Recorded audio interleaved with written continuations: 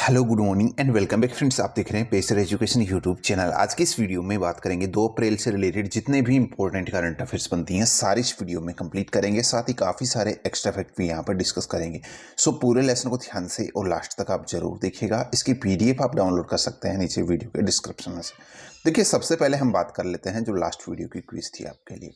Question था कि निम्न में से किसे 31वां बिहारी पुरस्कार प्रदान किया गया था। तो यहाँ पर आपका करेक्ट आंसर था मधु कांकरिया। मधु कांकरिया नाम ध्यान रखिएगा, इन्हीं को ये 31वां बिहारी पुरस्कार प्रदान किया गया था। चलिए अब बात करते हैं यहाँ पर आज की करंट अफेयर्स।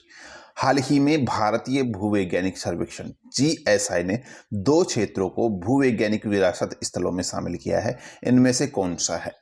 तो यहाँ पर हाल ही 2 नए क्षेत्रों को जो है स्थानों को वो भूवैज्ञानिक विरासत स्थलों की सूची में शामिल किया गया है। और उसमें पहला नाम है शिवालिक जीवाश्म पार्क और दूसरा नाम है बक्सा फॉर्मेशन के जो स्ट्रोमेटालाइट बेयरिंग डेलोमाइट्स हैं, इनको इसमें शामिल किया गया है। इन दोनों नामों का आपको ध्यान रखना है। दोनों के बारे में थोड़ा सा और विस्तार से बात करते हैं। तो देखिएगा, यहाँ पर जो पहला मैंने नाम बताया शिवालिक जीवाश्म उद्यान, ये आपका हिमाचल प्रदेश में है। जो पहला जो विरासत स्थल की सूची में शामिल किया गया वो है आपका शिवालिक जीवाश्म उद्यान, जो कि आपका हिमाचल प्रदेश में है। और दूसरा आपका स्ट्रोमेलाइट बियरिंग डोलोमाइट या फिर बक्सा फॉर्मेशन के चूना पत्थर, जो कि सिक्किम है, इसके अंदर स्थित है। इसके लिए यहाँ पर इसको इसमें शामिल किया गया है। तो दोनों को आपको ध्यान रखना है। दोनों का आपको जो स्थान है वो ध्यान रखना है, जो हिमाचल प्रदेश और सिक्किम। ठीक है, तो दोनों स्थलों को शामिल करने के बाद में जो भारत में जो अब भू विरासत स्थलों की सूची में जो टोटल जो भू विरासत स्थल हो गए हैं वो कितने हो गए हैं? 34 हो गए हैं। ये भी आपको ध्यान रखना है। आपसे पूछा जाए कि यहाँ पर वर्तमान में भारत में जो भू वैज्ञानिक विरासत स्थल है उनकी संख्या कितनी है, तो आपको बताना है 34 है, इन दोनों को मिलाकर। ठीक है, यहाँ अगला देखिएगा, अगला क्वेश्चन है अपना, भारतीय और किस नौसेना के बीच में एक द्विपक्षीय नौसेना अभ्यास वरुण 2022 का 20वां संस्करण हाल ही अरब सागर में आयोजित किया जा रहा है। तो ये आपका फ्रांसीसी नौसेना और भारतीय नौसेना के बीच में इसका आयोजन किया जा रहा है। नाम आपको ध्यान रखना है, वरुण जो है फ्रांसीसी और भारतीय नौसेना के बीच का एक संयुक्त सैन्य अभ्यास है और इसका 20वां संस्करण है। कौन सा संस्करण है? 20वां। कहाँ आयोजित किया जा रहा है? अरब सागर के अंदर। ठीक है, थोड़ा सा और विस्तार से अगर बात करते हैं तो देखिएगा, यहाँ पर जो ये वरुण जो 2022 है, ये आपका एक फ्रांस और भारत के बीच में रणनीतिक द्विपक्षीय संबंधों का एक महत्वपूर्ण हिस्सा बन चुका है। और इसकी जो शुरुआत है उसकी अगर हम बात करते हैं तो इसकी शुरुआत हुई थी वर्ष 1993 में। भारतीय और फ्रांसीसी नौसेना जो है दोनों ने मिलकर 1993 में पहली बार जो है इस द्विपक्षीय समुद्री अभ्यास का आयोजन किया था। तब से जो है इसका आयोजन जो है किया आता जा रहा है, ये आपको ध्यान रखना है। ठीक है, वर्ष 2001 से इन अभ्यासों को वरुण नाम दिया गया था, ये भी आप ध्यान रखिएगा। और यहाँ आप देखिएगा, इसके अलावा जो भारत और फ्रांस के साथ जो अन्य संयुक्त अभ्यास है उसमें एक तो डेजर्ट नाइट 21 है, एक गरुड़ है और एक शक्ति है। ठीक है, ये भी भारत जो है किसके साथ, जो फ्रांस है उसी के साथ आयोजित करता है। अगला अपडेट देखिएगा, हाल ही में किस दिन को उत्कल दिवस या ओडिशा दिवस आयोजन किया गया है? 1 अप्रैल आपका करेक्ट आंसर होगा। 1 अप्रैल को ओडिशा दिवस या उत्कल दिवस के रूप में मनाया जाता है। ठीक है, क्योंकि यहाँ पर 1 अप्रैल 1936 को अलग राज्य के रूप में ओडिशा का गठन हुआ था। तब उसे बंगाल, बिहार और ओडिशा के संयुक्त प्रांत से अलग करके एक अलग राज्य बनाया गया था। कब? 1936 में।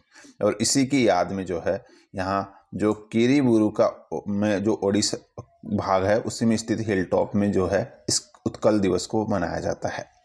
नेक्स्ट देखिएगा, किस दिन को भारतीय रिजर्व बैंक अपना स्थापना दिवस मनाता है? तो 1 अप्रैल को मनाता है। सिंपल सा है, ये आप सभी जानते हैं। 1 अप्रैल को भारतीय रिजर्व बैंक अपना स्थापना दिवस मनाता है। ठीक है, क्योंकि 1 अप्रैल 1935 को इसको फाउंड किया गया था ब्रिटिश राज में कोलकाता के अंदर। इसका पहली बार जो है इसको हेडक्वार्टर था, उसके बाद में इसको जो है हेडक्वार्टर मुंबई कर दिया गया था। ये आपको ध्यान रखना है। वर्तमान में इसके गवर्नर शक्तिकांत दास हैं। उसके बाद में अगला अपडेट है, RBI की पूर्ण स्वामित्व वाली जो सहायक कंपनी है भारतीय रिजर्व बैंक नोट मुद्रण प्राइवेट लिमिटेड, जिसको शॉर्ट में BRBNMPL कहते हैं, ठीक है, इसने हाल ही कर्नाटका के मैसूर में कौन सी एक स्याही निर्माण इकाई की स्थापना की है? तो उस स्याही निर्माण इकाई की जो नाम है वो वर्णिका नाम दिया गया है। इसको क्या नाम दिया गया है? वर्णिका। इसका जो स्याही निर्माण इकाई है, यूनिट है, इसका स्याही का जो निर्माण किया जाएगा इसके अंदर, उसका उपयोग कहाँ किया जाएगा? नोट मुद्रण में, जो नोट प्रिंट होंगे उसके अंदर उसका उपयोग किया जाएगा, ठीक है।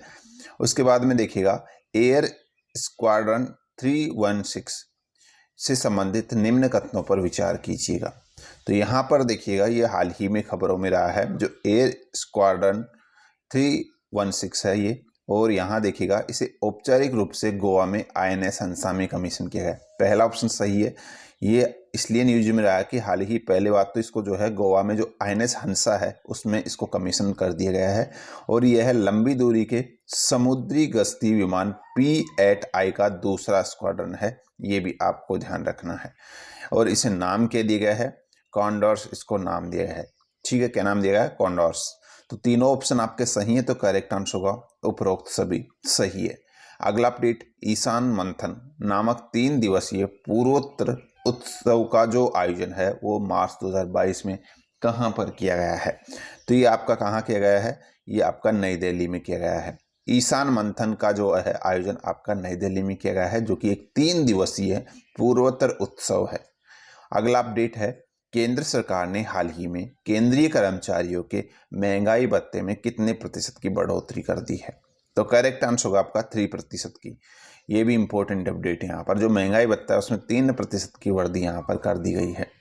नेक्स्ट यहाँ देखिएगा, राष्ट्रीय महिला आयोग के सहयोग से हाल ही में किसने एक कानूनी सहायता क्लिनिक शुरू किया है? तो ये किया आपका दिल्ली राज्य कानूनी सेवा प्राधिकरण ने हाल ही में राष्ट्रीय महिला आयोग के सहयोग से ये कानूनी सहायता क्लिनिक की जो है शुरुआत की है।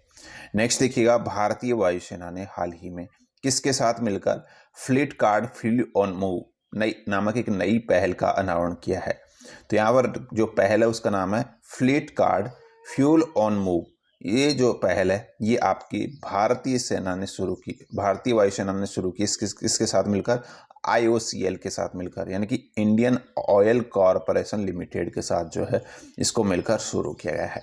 नेक्स्ट देखिएगा, निम्न में से किस देश के जो फुटबॉलर है मिगुएल